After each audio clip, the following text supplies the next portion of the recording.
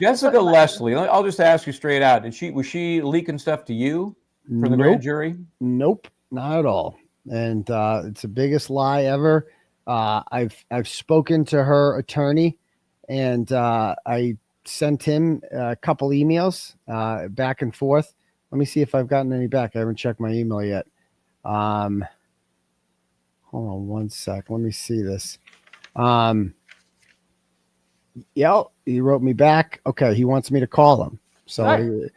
yeah, so I'll probably call him after this. But basically, I've been talking to him back and forth. I'll read my email to him. I said to him, that let's see, are you able to confirm or deny whether Jessica quote gave up other people as part of her plea deal, specifically me? I know she didn't, but it would go a long way to quell the rumors if her attorney could comment on that. Okay.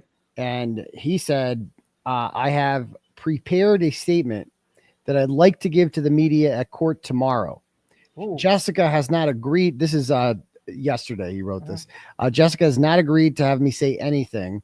I am okay showing it to you only if you agree that it is off the record until she approves, which she may not do. And then he sends me the letter, which obviously now I've agreed to keep off the record. Right. But it is, let's just say that like it's very clear in this, like, and he's willing to he needs her approval to give this statement publicly. But he makes like she did not flip on anyone. She did not turn anyone to some bigger fish. She's quite simply a woman who is pleading guilty to text messaging a now former friend about the tea, as they call it, that she witnessed as a member of the federal grand jury when all these scumbags testified. She was there in the room for it. She texted her friend about it, and at no time, so her friend, I didn't know her friend's name or anything, like, and her friend was on Twitter and has messaged me many times over the years. Like, our messages go way back. At no point did this friend, who was getting messages from the grand juror about the Kearney case and other investigations, like the CDL case, at no time did she ever mention to me, "Hey, Turtle Boy, I have a friend on the grand jury. Like, oh, you got to get a load of this." No, she didn't even mention it.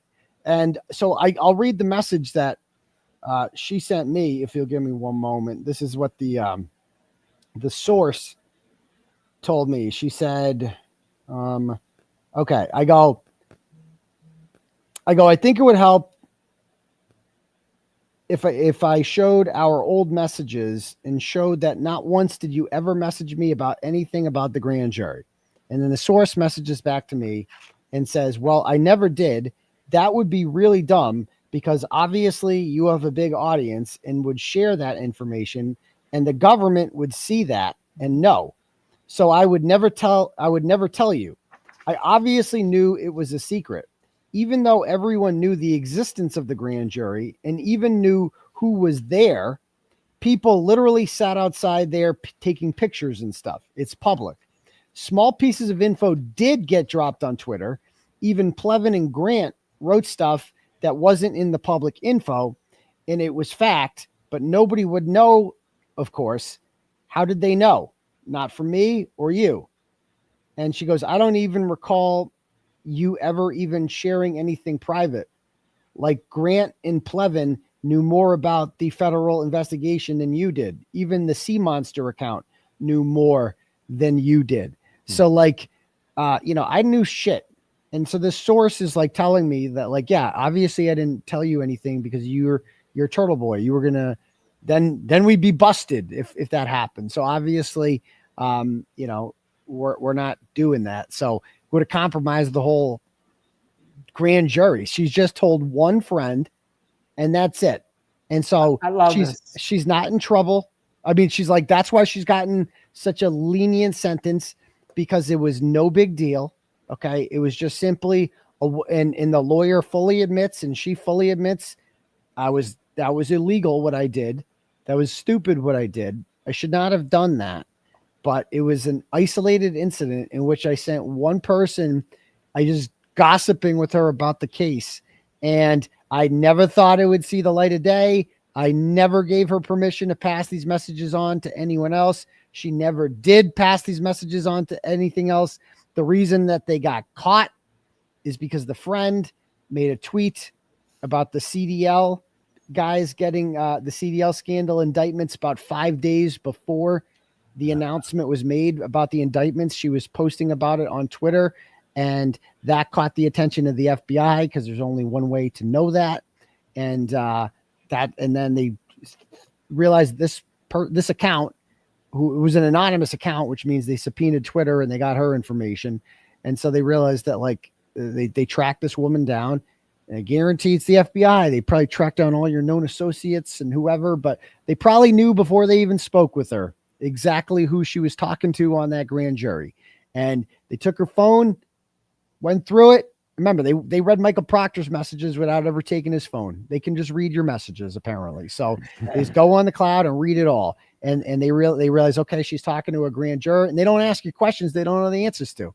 When they went up to her and asked her, like, did you talk to someone on the grand jury? Like they know the answer to that. They know exactly who she's been talking to. And so they got her messages too. And if there were any messages on either of their phones, right, which they both have, the government has both their phones, right, with me, with Karen Reed, with anyone associated with this case, right, that was leaking grand jury information to them, it would be a much bigger deal.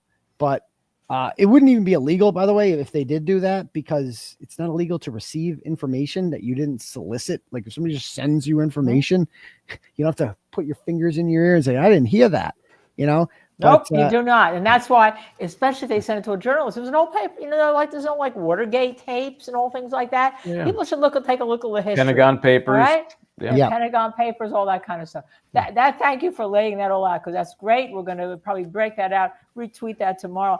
And you know what? For the people that are trying to make it a big thing of this, including Lamplighter 1630, Dag Nabbit, you know, we have something to say to you. Go fuck yourself. All right. We are spicy. You should. I mean, she's out of control. No, because these people are. That's exactly, they're out of control. And if we're going to do a whore tour on this channel, we're gonna talk about this stuff, Aidan. Now, you know, we get a little spicy sometimes. Yeah, gotta do it. You gotta do it.